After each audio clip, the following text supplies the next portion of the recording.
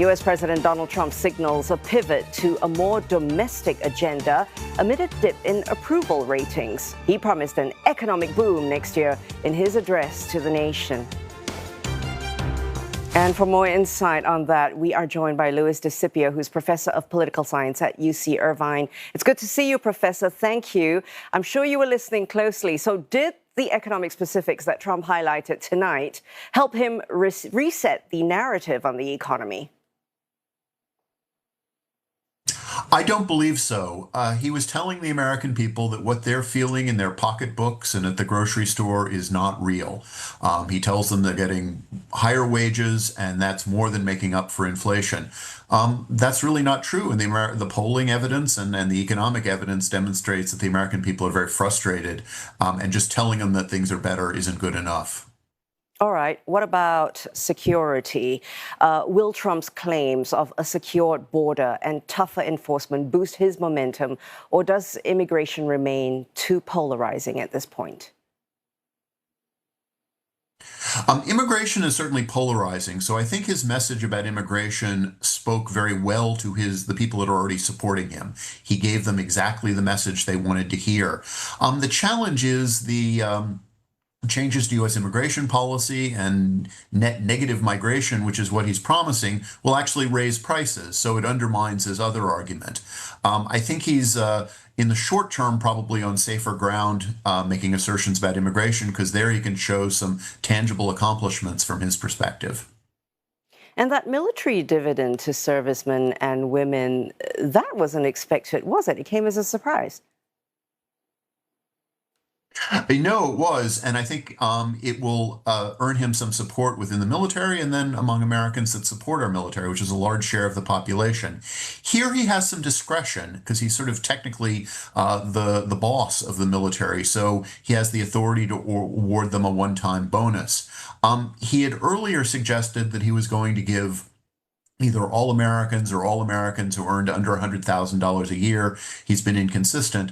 Some sort of a reward for the money that the United States is collecting through new tariffs. There he doesn't have the authority. He would need Congress to act. So I think this is very skillful to find a policy where he can have some immediate influence and reward people that are broadly supported in American society, members of our military.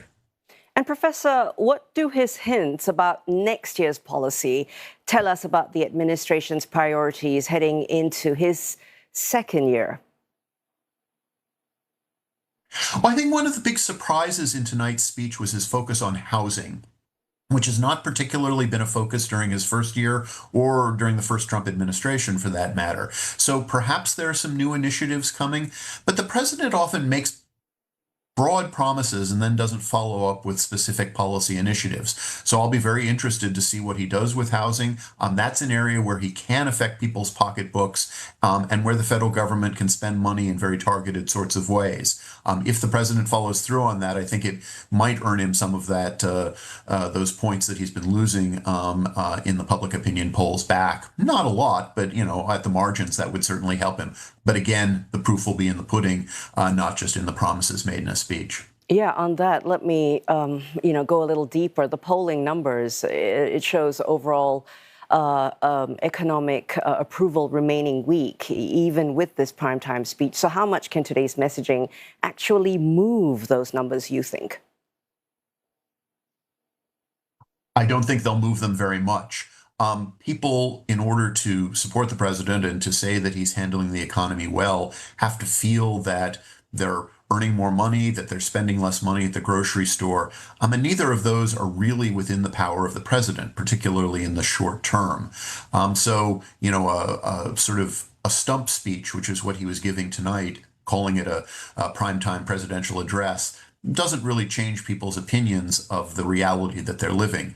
And their perceptions are that they're still spending much more money than they did in the past. And they're blaming President Trump, not President Biden. President Trump tried to blame President Biden, but I don't think that will work. Yeah, on multiple occasions during this speech, of course. What about Republican supporters as we approach the 2026 midterms? What do they likely take away from today's speech?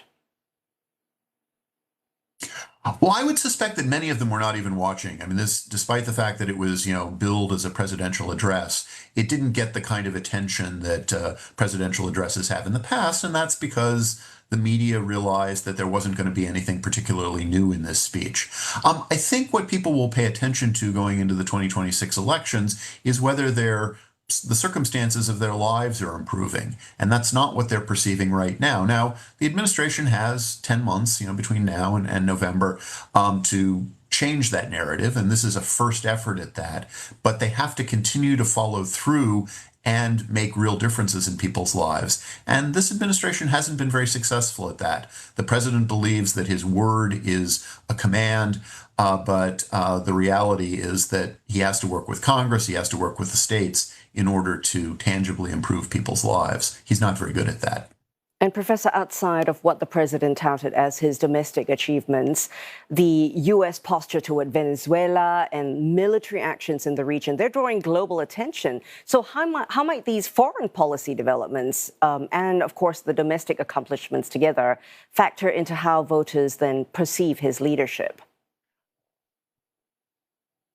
Oh, I think they'll be very important. And I was really surprised that he didn't at least allude to Venezuela in tonight's speech, because that has been the sort of major initiative of his administration for the last, 6 weeks or 2 months. The American people do not like to get involved in wars, and that's Democrats and Republicans. There's a bipartisan agreement on that.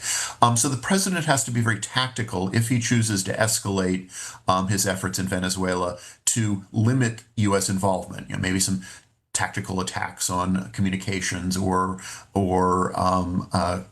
energy production areas in Venezuela. I think the American people would accept that, but they certainly don't want a ground war. I think President Trump knows that, which is why he's been using his sort of suasion to try to encourage President Maduro to leave office. I don't think President Maduro is very interested in that, but I think President Trump knows that a major U.S. involvement would alienate his supporters and would also further alienate people in the middle and the Democrats. So President Trump has to tread very carefully when it comes to Venezuela. It would hurt him in 2026 if he didn't.